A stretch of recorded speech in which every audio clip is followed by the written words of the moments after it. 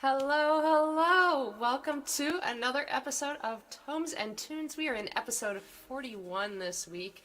It has been nearly a year since I started this show, and our special guest this week, he and I were talking a few moments ago about the idea of winging it and just going with the flow and, all of that stuff. And I've got to say, that is what this whole year has been about, right? Like just going with the flow and figuring things out on a lot of different levels. And this show is the result of that 41 episodes ago. And this week, I'm very excited to bring onto the screen with me Severin Browne. And week 41, such a wonderful moment in time to have this songwriter guest on to swap songs and talk books with me. I'm going to bring him on right now. And here we are. Hi, Severin. Hi. Cheers. How I are toast you. I'm quite well. How are you? I'm good. I'm doing well. Thank you so much for being here with me today. My pleasure. Yeah. So we were talking about winging it. And this is your first time using this technology that we're using, I think, right? The first time broadcasting with Actually, with this no. technology. I did one show using StreamYard. Gosh, who was it? I thought, I'd been using Facebook Live, and I did one show, Yeah. and it turned out well. Yeah. It turned out well. Well, you've been doing your I think your first Fridays, right? Is Yes.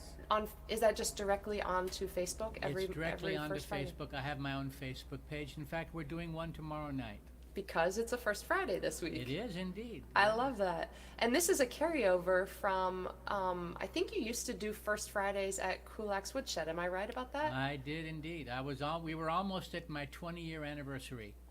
Wow. We were a couple of months shy of that, or 1 or 2 months, Yeah. And Well, so, good for you for bringing it online. yeah. Just Well, a after year. 20 years at Kulak's, it's like, yeah, I was just so used to being with the band. We had a Oh, full yeah. band, and we winged it every time That's because we right. never really. Well, maybe once or twice in that 20 years did we actually have a rehearsal. And was the band that played for that First Friday, was it always the Tallmen, or was it a different band? Different band. Now there have been some overlapping, in that when Mike Bish, the bass player on the First Friday show, actually moved to Detroit, John Stowers from the Tallmen joined the band, and that was a very nice thing. Very nice thing. In fact, John Stowers is my guest tomorrow night. Oh, check that out. I love it. Good segue. We planned it that way, y'all.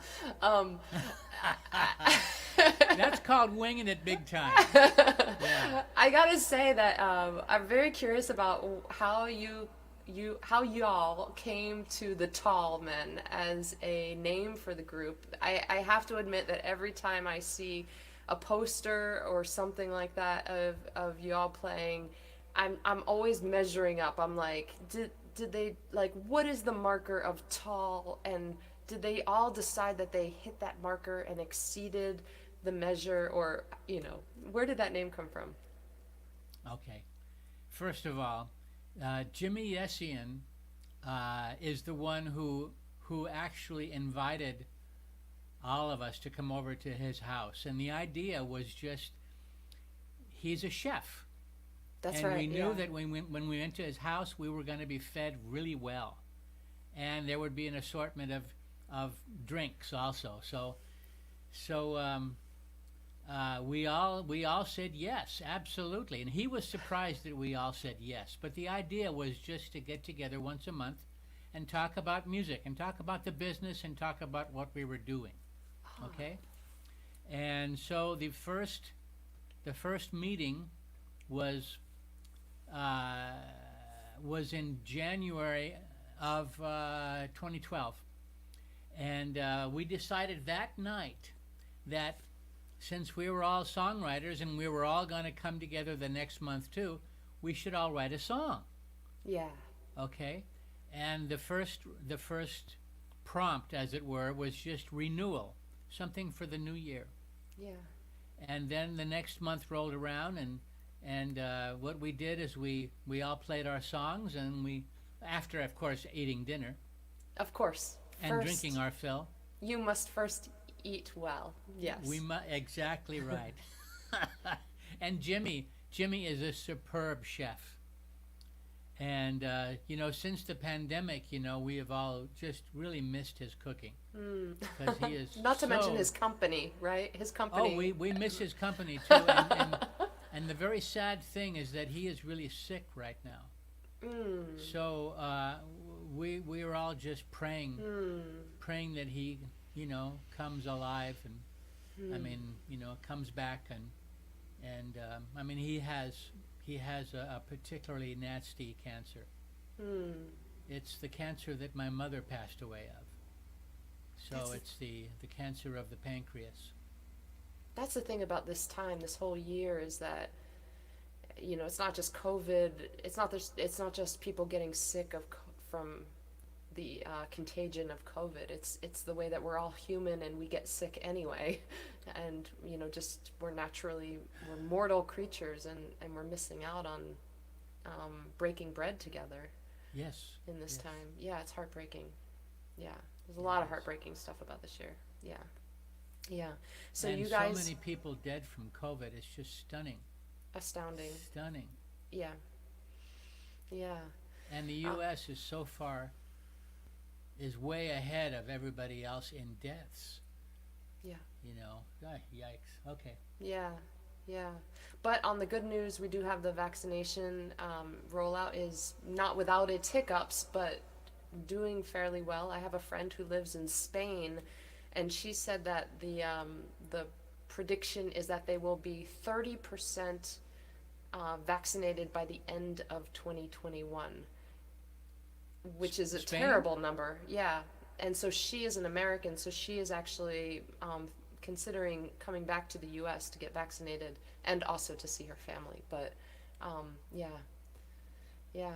So, but let's go back to renewal. That was your first songwriting prompt. That was the first month. You broke bread together. You had great conversation, and then you decided the next month you would have a song. And so, and then you continued meeting every month for a meal, and everybody brought in a new song every month? Exactly. Everybody brought in Love a it. new song. And toward the end of the year, it was probably October or so, we decided that we've all been writing so well, and we should play as a band. Of course. And we didn't have a bass player the first few months, and then finally John stepped up and decided to learn to play bass. Wait, he learned to play, he didn't play bass before that? He did not play bass, did not own a bass. Wow. I Love that. Yeah. And then after that, when I invited him to join the First Friday band, that primarily was for him to get really good on the bass. And he has since really gotten good. There's nothing. He's not like Mike Bish, the guy before. Mike Bish had been playing bass for many, many years with lots and lots of different people. So John still, but he's very good. He is very good, and he writes some really cool parts. Well, there's nothing like getting good because you're going to be performing in front of a live audience. Every month. Every Exactly. month. Yeah, he jumped in he like a real champ. I mean, he learned songs and just jumped in. But in a way, that prevented me from being very outrageous as far as choosing what songs I was going to do with the band. So it kind of kept me in line, which is maybe a good thing. It kept me from winging it too much. Right. And so, so did you continue that I forget what year you said it was, 2012. 2012. And so did you continue that every month until COVID started, or did it sort of fizzle out at some point in We time? did not stop because of COVID. So We you're just still went, meeting. we just, no, we're not meeting in person. We have virtual meetings like everybody else. So you all are meeting once a month with a new song to present to each other, and then you have to prepare your own meal. What do you do, Yeah. What was the song prompt what is the song prompt that you're working on right now?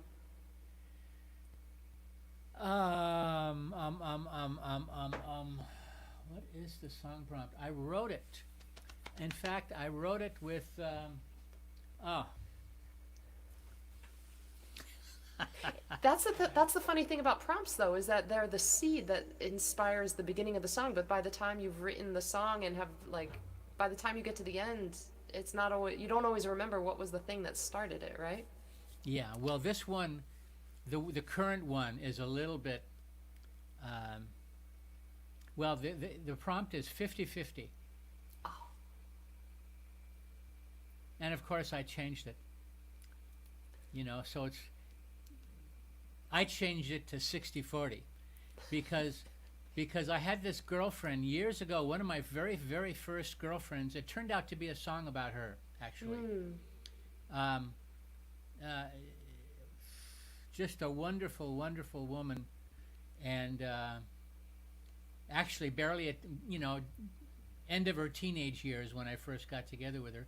But she, in her family, had a I'm not sure exactly where it came from, but it was even Stevens 60-40, which I thought it was very funny, yeah. Even Stevens 60-40. So it would come up a lot in our conversation. Yeah, even Stevens 60-40. Go for it, Sev. Whatever. And anyway, so that's what the song is about. It's about her. That's the other funny thing about songwriting prompts is that you don't always expect it. It's like you start with the prompt, but then I have a song challenge with a friend, and every Friday we are bringing a new song to each other.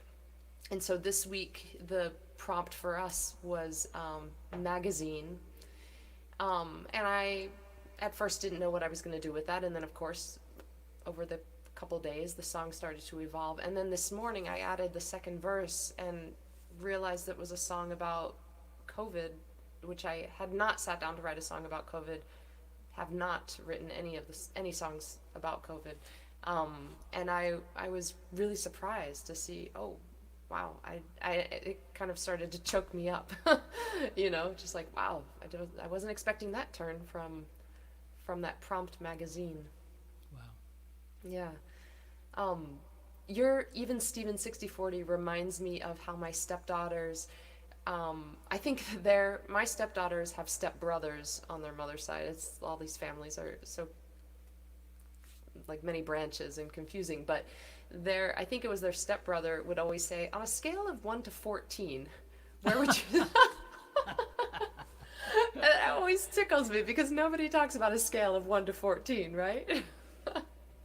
But I've started to do that. That's funny. Yeah.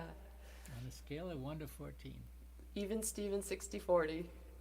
I love it. So you write a song a month. Do you write Well, for the tall more men, we frequently? take November and December off, and we have since the first year. So it's 10 months of the year. Okay. So we basically write 10 songs for the group a year each. Okay, so now at this point it's always for the group. Wow, that's a lot of music for if everybody's writing 10 songs. Well, yeah. Well, we that's- don't all play that with the band Oh, okay. because first of all the songs are not winners. I am sorry course to not. say. Yeah. I wish they were, but Yeah. you know what? They're not. Yeah. Yeah. So I actually find that whole concept, I think about it a lot. Like, the point is not to write a great song every time. The point is just to write a lot of songs and hope that something in there is going to, you know, be a good song, a Right. keeper. Yeah. Right. Speaking of a lot of songs, I have written since the beginning of the year. I mean, I think I finished 6 songs. Good for you. So I am very happy with that. Yeah. 6 songs since the beginning of the year. That's only a couple months ago. Yeah. Great. Yeah. Good for you. I want to acknowledge in the chat box, I want to say hi to Arielle Silverman. She says, hi, Severin. Hi to me. Oh, hi. Do you know Daryl I do. I do. I remember her from the band. from Naked to the World? Naked, exactly. My husband is the bass player in Naked to the World. And Daryl, so lovely to see you. Thanks for stopping by. And then Chandra, hello, hello. And Susie and Mark from Texas, hi. And for those of you who haven't chimed in, please say hi in the chat box so we can say hi back to you. Thanks you all for being here. If you have any questions for us, feel free to ask them in the chat box as well. Severin, I found myself wondering about this. You come from a musical family, and I do not. And I think that I know that as a kid, my parents would have been very happy if I had sort of anchored my line to the medical profession, or Yeah, right. you know, and perhaps, you know, grow up and be a lawyer or something like that, you know. And I didn't, obviously. But I'm wondering if, from a musical family, if you always just felt like music is your home base, or if there was something else that you kind of wanted to throw your anchor into a different star. Was there? No, there's never been anything else. I've been, well, you know, I've tried different things. You know, I mean, well, first of all, my in the family, we all had to learn an instrument early. You know, so What was your first instrument? my dad was a jazz player, and so he was mortified when I wanted to play accordion. So, but he was thankful that the accordion was just too big for me to be comfortable with at the age of 6. They are heavy So instruments. I put it aside. And after that, I started saxophone, which he was happy about, Yay! and drums, which he was happy about, and then I finally picked up guitar at 10. So that's the one that stuck. Yeah. And then my dad was a pianist, and I started playing piano when I was about 13 or 14. Started teaching myself, but I never took lessons. My grandmother offered to pay for my piano lessons, and like a fool, I said no. I want to be self-taught. I am a fool with guitar in the same way. So fools unite. There you go. My first instrument was violin in 3rd grade in my public school. They gave the option for any kid that wanted to learn violin. We could leave the classroom and go 1 hour a week, or, you know, however long, bring our squeaky, out of tune wooden boxes into this like padded room far away from all the classrooms where no one could hear us, and you know, wage war on the ears of the instructor. And the problem with, besides all of that being a problem, the problem with the violin for me was that I wanted to play an instrument. However, when they took us out of the general class, what they were taking us out of was reading class. And this show, of course, the theme is Tomes and Tunes.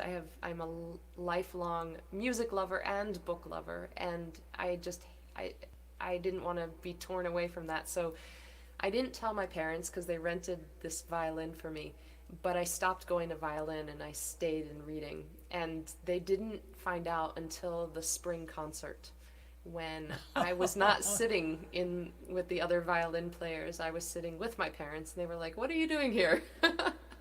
You should be up there." And I was like, "Oh." So the next year, what I really was hoping to do was to study piano. And the next year, and my parents knew this, that I really wanted to play piano. But the next year in my public school, they offered the kids the opportunity to play wind instruments. Mm. And so I started playing, and they had a wind ensemble, and I started playing clarinet. Uh-huh. And my mother said to me, "You cannot. We will never let you play piano if you quit clarinet the way that you quit violin." And Oh. and she meant for the school year, but I thought she meant for my entire life. Oh. So to this day, I still play clarinet, Oh. Well, and it was years of playing, and I was taking private lessons on clarinet, and years later, I had been taking private lessons, so I was doing rather well compared with my peers, in my school, and finally, I said something to her like, I would love to play piano. Like, can I do that? I stuck with clarinet. I didn't quit. And she was like, "Oh yeah, yeah, we can. We don't have a piano, but you can go use the local synagogue's piano and whatever." But but by then, I did not excel on piano. I'm not a great piano player at this point. but do you write on piano? I don't. Although I do have I literally write on piano. If I were to show you what the piano looks like behind me, it's kind of tucked into the corner there. You would see that the song I was working on this morning with my guitar, all of my notes are on top of the piano. But I actually did not. So I literally wrote on the piano, but not writing the song with the piano. You know, well, you'll see, like right behind me, I guess it's, yeah, you can see the piano, right? You know, Yeah. and that piano I never really use. Oh. It's just kind of there. It's there when I want to record because I'm here in my little home studio. Yeah. Um, so I do kind of wheel it over, but I have a larger room that has another piano in it. So that's the one I actually write on when I write songs. So do you write equally guitar and piano, or do you favor one over the Not other? not equally, no. No, I go through periods where I might write like three songs in a row on piano, Hmm. but then I always fall back to guitar because that's, I don't know, that's Yeah. home. Yeah, I do plan to try writing on piano this year. We'll see what happens. I'll let you know. That's great. That's great. Um, I want to say that Barry Koffler says, but Joe Mooney was great jazz on accordion. And Andre Leonardo, here, I'll put these up here. There we go. And then Andre Leonardo says, hello from Switzerland. Hi, Andre. Well, Um, hello. Yeah, I finally pushed that comments button so I can see these now too. And Daryl, so good to see you here, Daryl.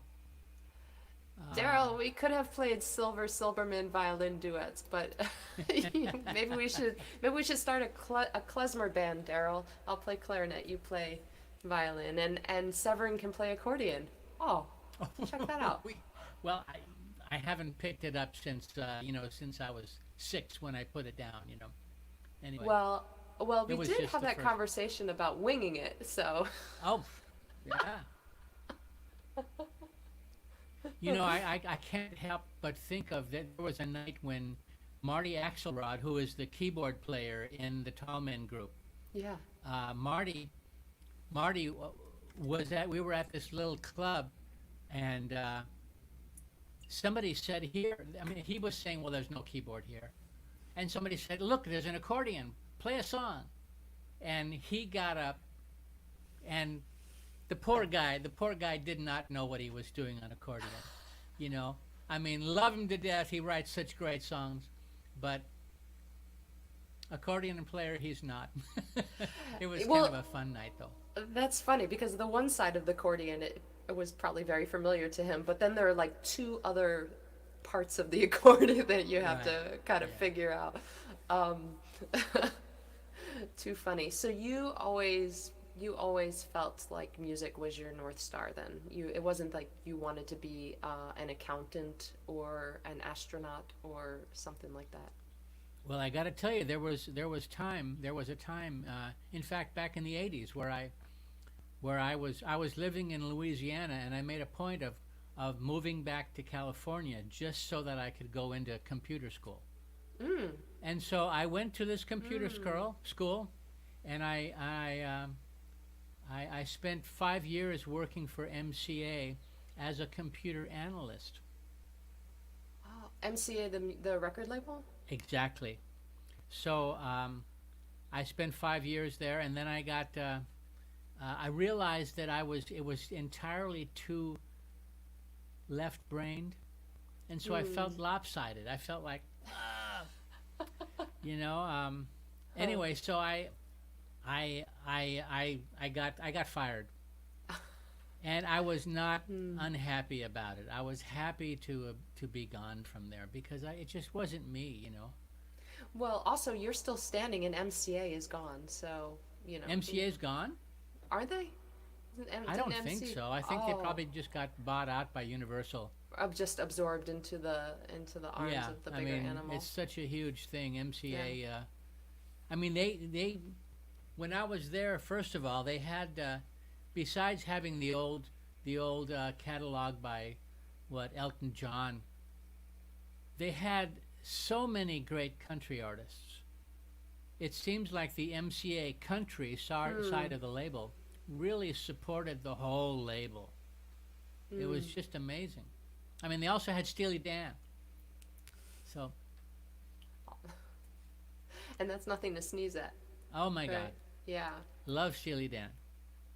Um, Severin, when you and I first connected about having you on this show, I reached out to you. I think it was maybe it was the summer or fall, and at first you said no, I haven't read a book in a while, and but then I was surprised because the conversation didn't end there. You reached out to me again, not like it might have been the same day actually, and you said, well, actually, I kind of just can you recommend any books? And I recommended a book called The Rocks by Peter Nichols. Yeah, And I think you ended up reading it, right? yeah.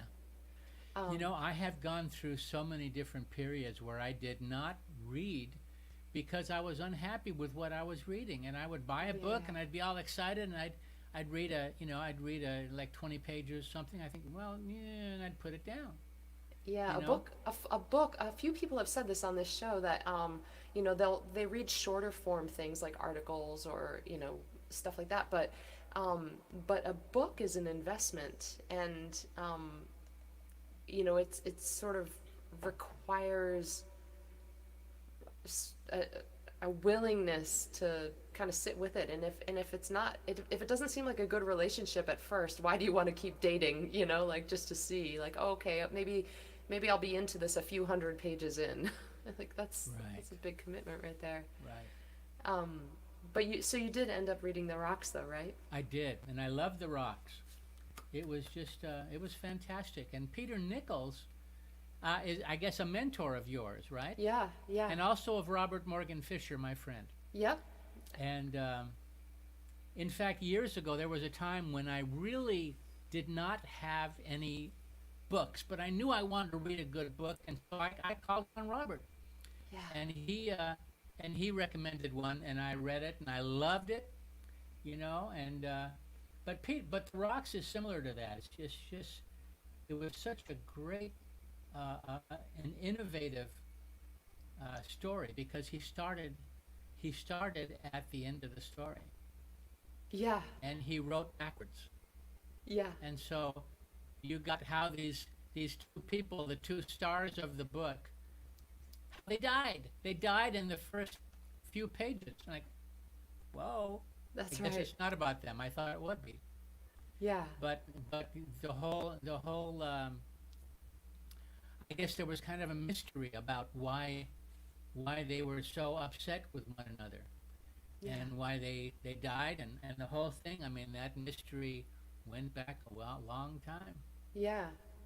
Yeah, and it's kind of interesting to look back on our own lives, I think, and wonder, because, yeah, it starts at the end of their lives. They hate each other, or she hates him anyway, Yeah, right. and it's hysterical. She is so kind of proper, but I think it is that she has a stroke. She had recently had a stroke, and what resulted for her was that she had she didn't lose any of her abilities because of the stroke, but what it did was sort of turn on the expletive part of her brain where her language shifted and she was just dropping F-bombs and right?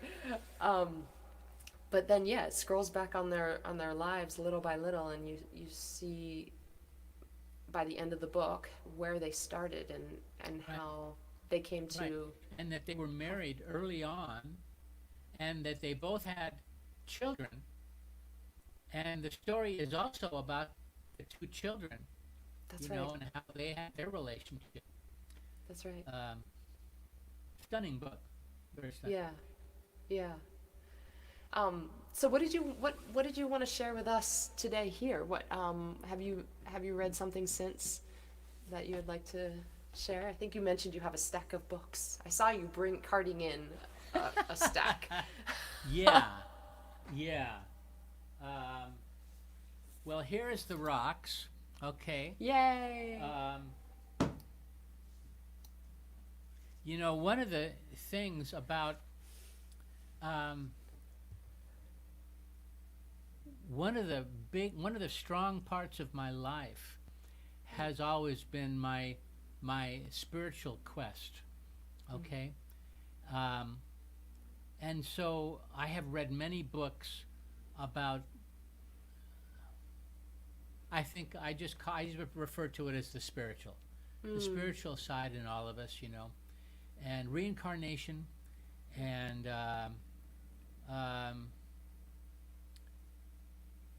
so last year I ran across this book, and the name of the book is The Lifetimes When Jesus and Buddha Knew Each Other.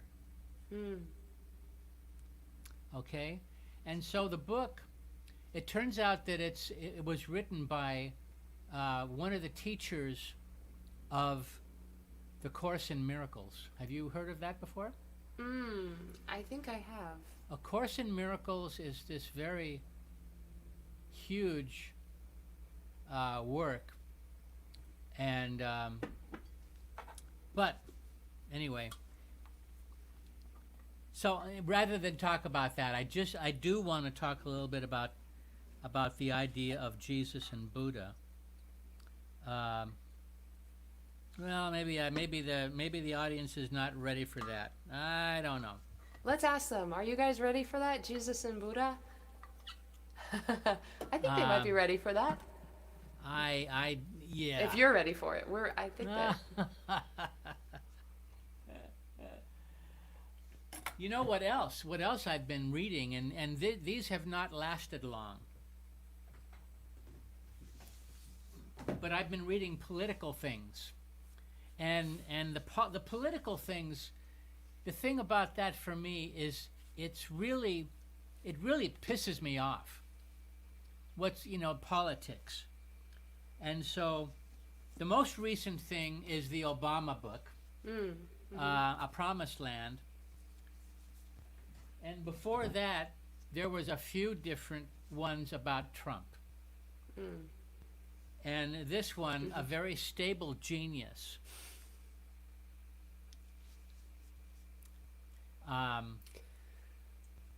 It's stunning to think about the differences between Trump and the Obama book. And the people just- themselves, the two people. Just stunning. Yeah. Anyway, so I do. If you want me to read something, I could read about the Jesus and Buddha book, or I could give you a little bit of the Trump from this. I mean, I gotta say that the book title, A Very Stable Genius, I remember when he said that, and a friend of mine was recently riffing on, I think it was Facebook or one of those, and she was brainstorming names for horses. And one of the names that she thought would be a great name for a horse was A Stable Genius. Apparently it's already taken. I'll tell you that a couple of people, when I asked if they were ready for the Jesus and Buddha thing, we had Switzerland saying that he is ready. Susie in Texas says she is ready. And Barry in the Barry Hudson says Valley, no. he says no. But Susie in Texas says so. So Okay, whatever well, you listen. want to share, whichever one. We could go in either direction. I will go in that direction then. If you want to, it's very interesting stuff to me. Now, this book, uh, Who's the writer? the man's name is Gary Renard, and he's actually a musician too. He was in California. I'm not sure where he is now, but the premise of the book may be difficult for some people to accept, but let's just say that it's a conversation. The whole thing is a conversation between him and two beings that are not of the physical realm. Okay, and so I'm just going to read a little bit of it here. Now, the truth is that there is no physical evidence, absolutely no proof, that Jesus, Buddha, or Lao Tzu ever existed. Some people actually believe they are made-up characters or perhaps composite characters. That's not true. They did exist in the dream. The dream is what they refer to physical life. They did exist in the dream and were just as real as anybody else appears to be. Historians will dispute exactly when they lived, which is kind of funny since they can't prove that they lived, but will tell you when they did. Although it wasn't the first time they came across each other for the purposes of this discussion, the first important relationship between the beings we call Jesus and Buddha took place at the time period we mentioned, around 700 BC. Shintoism is one of the oldest religions in the world, although it's more of a tradition than a religion. Shintoism is particularly dominant in Japan. Even today, about 80% of the people there think of themselves as being Shinto. Like any country and any religion, though, some people are more serious about it than others. And then the author says, so Jesus and Buddha were Shintos? And this being goes on and says, yes, at that time, Jesus' name was Saka, and Buddha's name was Hiroji, although we're simplifying the names. And keep in mind, what's regarded as the sort of Bible of the Shinto religion, the Kajiki, wasn't formalized until much later than the time period we're talking about. It was more like the 8th century AD, and even before 700 BC, you had a long time when Shintoism was an oral tradition being handed down through the generations. 2,700 years ago, Saka and Hiroji were friends who were faithful to their religion as well as to their emperor. In fact, it would not have been a good idea to not be loyal to the emperor, since he owned you. He owned everybody. For all intents and purposes, the emperor was God. And the belief on the part of the people lasted right up until World War II. Hey, Severin, will you hold I want to see the cover of that book one more time.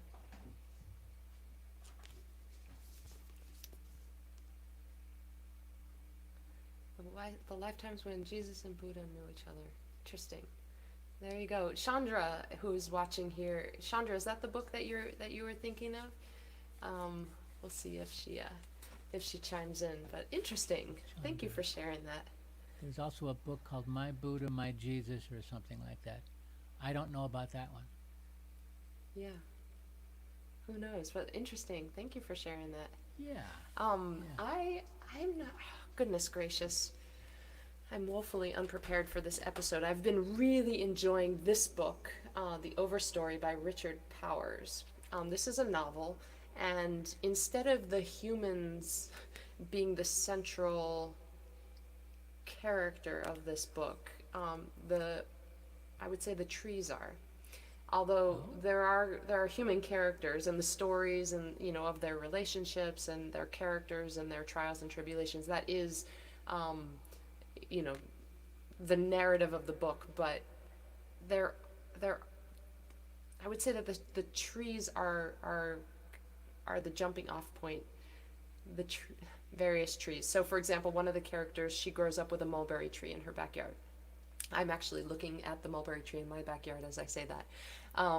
And another character, she is a research scientist who studies trees. And there's also these two characters who they meet, they fall in love, and they have no interest in trees at all. But the characters are all kind of our entry point to hearing about their story is from the trees, um, and the people's relationship to them.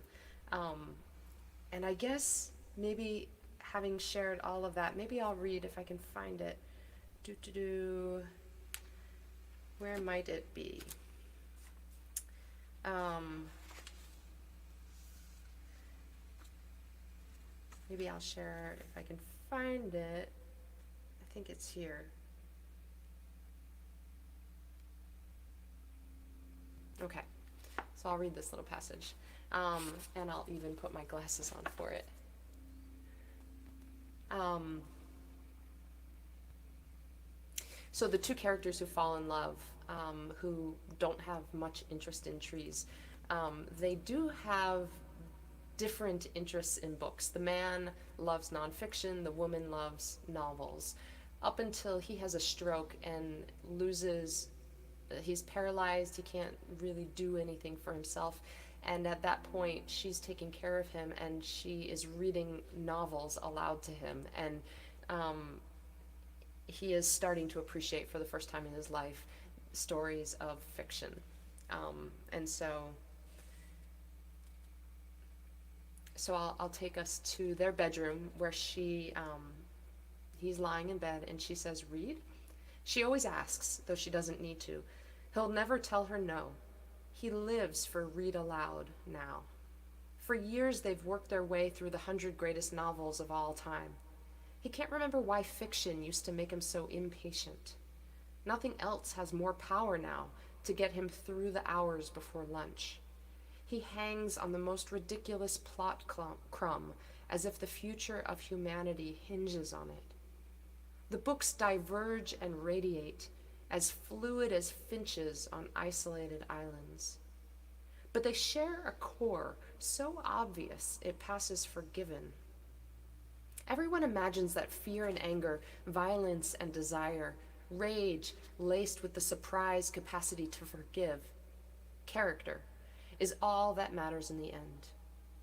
It's a child's creed, of course, just one small step up from the belief that the creator of the universe would care to dole out sentences like a judge in federal court.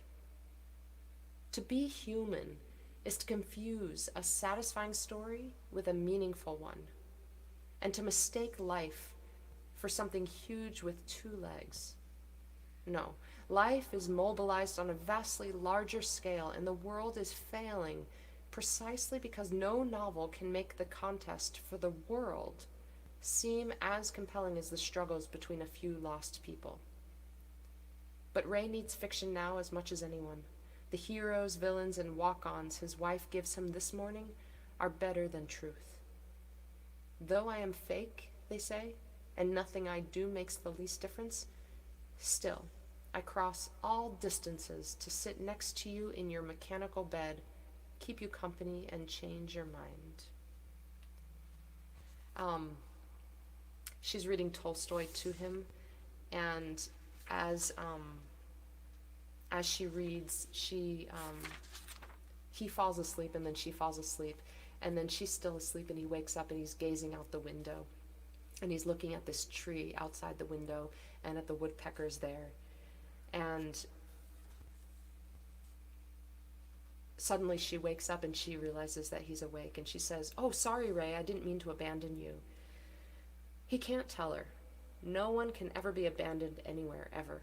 Full out, four-alarm, symphonic narrative mayhem plays out all around them, meaning the trees and the birds, all of that mayhem. She has no idea, and there's no way he can let her know. And I love these last two lines of this chapter because it's quoting Anna Karenina, which is what they're reading. Well, not quoting, but adapting. Civilized yards are all alike. Every wild yard is wild in its own way. And I think it's the first line of Anna Karenina, which says, happy families are all alike, but unhappy families are all unique in their own way. And what the writer is talking about there, when he says that, when he's talking about the characters and how books and novels are so concerned with human characters, and we humans are so concerned with human characters, is that we're just so caught up in our humanity, forgetting about this greater world that's around. The timeline of trees is such a longer timeline than the timeline of our, however many years we each get on this planet. So, a little snippet of the Overstory from Richard Powers, I should say. Wow, very nice. Yeah, I'm enjoying it. Yeah. It's epic. It's small font, and it's 500 pages, and I'm learning a lot about trees that I didn't necessarily know before. And I think by the next episode of Tomes and Tunes, I might be finished with the book. We'll see. I think, Severin, that this is a really great time to segue into the music and to ask you if you would be so kind as to play a song for us. Okay, I'd be happy to. I noticed that Barry is disappointed that there has not been more music, and I think he left us. Oh, he'll have to catch your first Friday this week for more music, right? Yeah. Yeah. Can you tell us, is this song that you're going to play, is this one of the new ones? Well, you know what? The song that I did for the sound check is not the one that I'm going to do.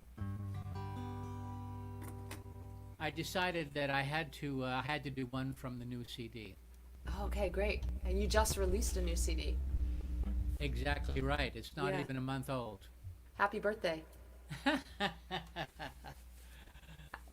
And it was a last-minute decision. I gotta find a guitar pick, though. Oh, I have one right here. Here, you can have it. If only we could. What kind of guitar picks do you use? I use Everly. Everly. They're called star picks. They're colored, and they have a little star in the middle of them, so that you're less apt to drop them. Oh, that's a hole punched right through it? Exactly right. Oh, yeah. Huh. And I have dropped so many picks. In fact, I don't know how this happens, but I don't just drop picks. I drop them inside my guitar. I know, me too. And, to actually hold the guitar up and try to shake the thing out is just obnoxiously cruel. A cruel fate is what it is.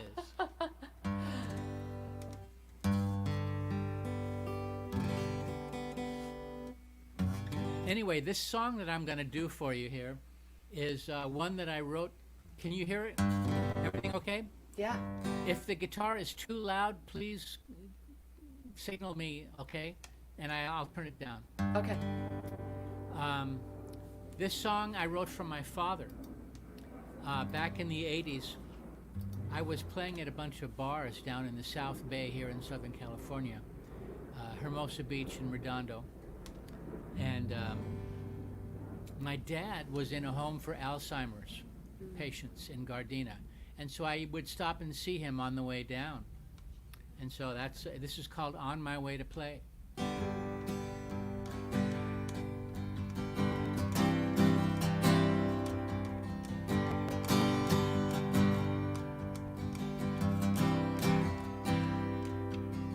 On the way fate, a destiny. The old man stops to look at me, then recalls some rendezvous. He's got important work to do. He picks up something from the floor, a memory or maybe more. Then suddenly he forgets, like all our old duets.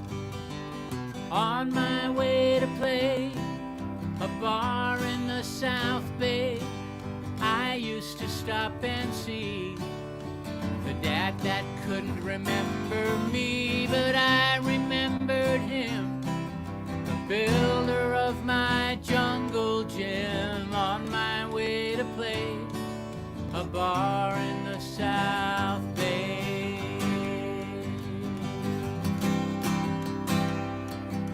The nurses say he's like all men, and sometimes he will flirt with them.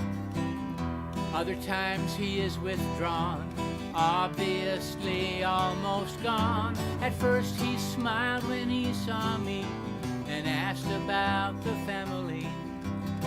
Now he doesn't know my name, but I can't say the same. On my way to play a bar in the South Bay, I used to stop and see the dad that couldn't remember me, but I remembered him, the builder of my jungle gym. On my way to play a bar in the South Bay. Now all night long I'd see his face on every drunken person in the place. I drank the drinks they bought for me, and my dad drank along for free.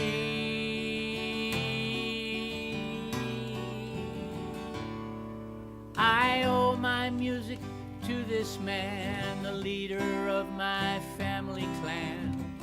He loved his Dixieland and blues, Louis Armstrong, Ella too. His band rehearsed into the night. My mom said, close your eyes real tight, and sleep will find a way. I do that to this day. On my way to play a bar in the South Bay, I used to stop and see the dad that couldn't remember me, but I remembered him, the builder of my jungle gym. On my way to play a bar in the South Bay. On my way to play a bar in the South Bay.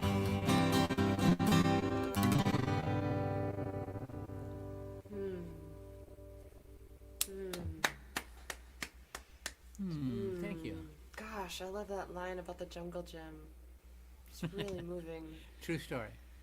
Yeah, you know what's funny about songs? It's like if you, I mean, it's, I guess with novels too, you know, if you just say it plain out, you know, something about this, you know, person who built this jungle gym, it's like that line can be so emotionally poignant, and yet it's not saying, I cried, I sobbed my eyes out, you know, it's more effective, you know, I guess as,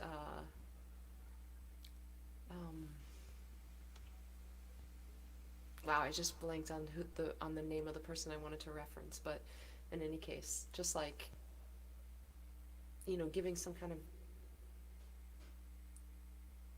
visual like that, some kind of activity is just, it really gets right to the heart. Every time you sang it, that line, I just like, I wanted to close my eyes and put my hand on my heart. Just really felt it. You know, it's funny that I played this song at Kulak's many times in the first Friday show before they closed. And I was stunned that here was this song which I considered to be a very kind of a sad song from my dad, it became a sing-along. I couldn't believe it. After playing there a couple times, people were singing along. I'm thinking, where is this world going? It is a very sing-songy. I mean, it has a great melody. It's got this jangly kind of movement in it. It's a very singable song. But yeah, it's so personal as well. It's interesting. It is that. Yeah. And it's funny, I was writing another song for the Tallmen group, and I was frustrated, and I remember just putting my guitar down and saying, well, I'm just not going to deal with this until tomorrow. But then I picked up my guitar and I wrote this one. This one came out really quickly. It was like I needed to get this out. It was somewhere inside of me. And it only took a very short time to write it. It's a really good song. Thank you for playing it. Thank you. Yeah. I've been enjoying that new album, by the way. Oh, good. Thank you. Yeah. And I think a couple people here also really enjoyed that song. Did you see when I did that, Marty, were you out there singing harmony just now? Marty Axelrod. Oh, Marty is here? Yeah, he said that he'll be singing harmony on that one. He sang harmony on the record. Yeah. Marty was a guest on this show a few months ago. It was a really fun show. It was such a great conversation. Yeah. Well, I was going to play a song. I was going to play one song, but now I'm thinking I might play a song that, let's hope I don't, well, I won't say that out loud, but this is a newer song, and it's also about dads. My dad was an architect. He still works in the field more or less, but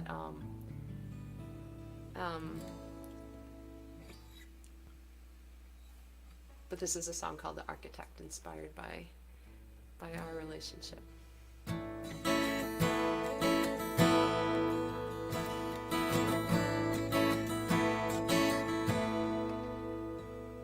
The architect pulls out his plans, a new addition, or space to expand. He labels his rooms with a pen, not a shadow of doubt in his measurements.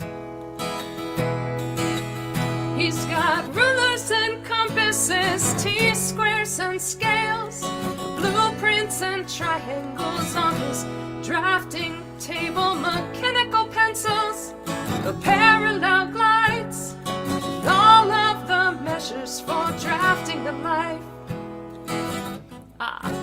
With a straight line between point A and point B.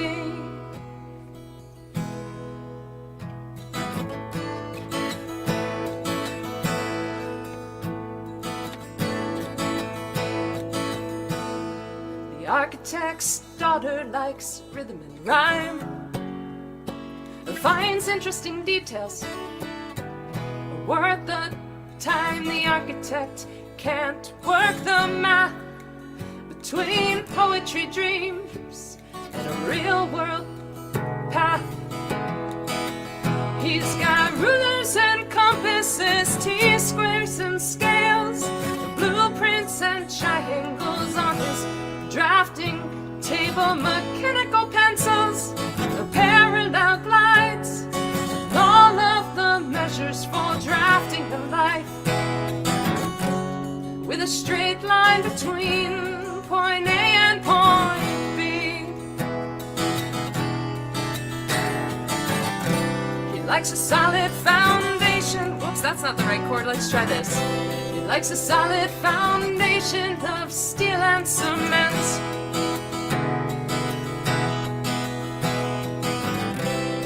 An industry standard he hasn't missed yet. Let's see, where does this go? And she's writing songs and trying to grasp daughters and dads. He's got rulers, new song as I mentioned. He's got rulers and compasses, T-squares and scales, blueprints and triangles on his drafting table, mechanical pencils, the parallel glides, and all of the measures for drafting a life.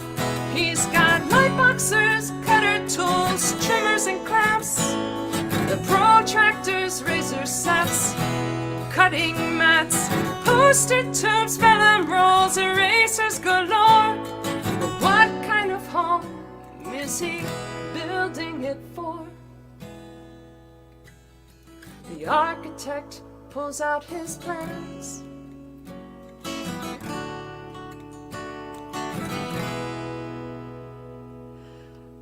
Well, that's my lesson, not to play that without rehearsing it, but I was inspired by your song about you and your dad. And so there's Beautiful. that one. Thank you so much for that. Yeah, you're so welcome. Thank you. Thank you. And thank you for being on the show, Severin. This has been a really My enjoyable pleasure. conversation. My pleasure. I really enjoyed it. Yeah, I'm so glad. And I'm really looking forward to us continuing our messages back and forth about books. Oh, yeah. I'm interested to hear what else you've been reading and all of that stuff. Me and Morgan Fisher, Robert Morgan Fisher, we will be Right, yeah.